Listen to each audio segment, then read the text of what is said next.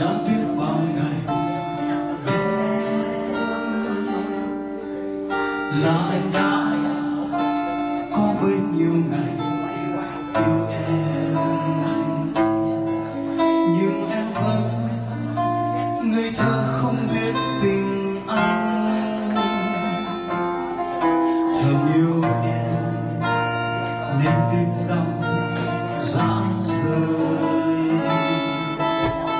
Anh đã thấy bao người yêu tình anh đã nhức nhối thì lòng bên em. Nhìn em yêu thì ngày đây nhưng rất xa xôi, vì tim em đã trốn chờ rồi. Yêu dấu kia cho em đã bao ngày thầm lòng, nhìn em không nói nên không nói chi lời. Lòng xót xa đi bên đời em và thấy em chịu nhiều đắng cay, mà tim anh đây vì yêu em nên đau rã rời.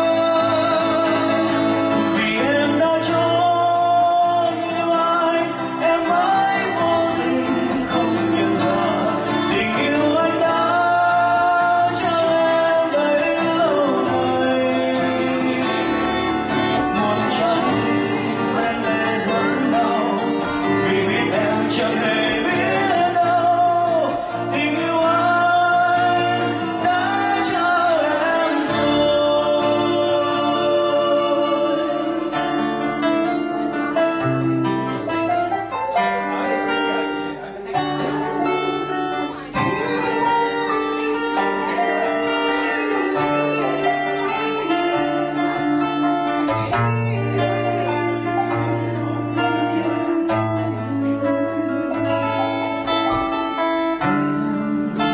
Đã biết bao ngày bên em là anh đã có bấy nhiêu người yêu em, nhưng em vẫn ngây thơ không biết tình anh. Thầm yêu em nên tim đau rã rời. Anh đã thấy bao người yêu em, tim em đã nhức nhối tình lòng bên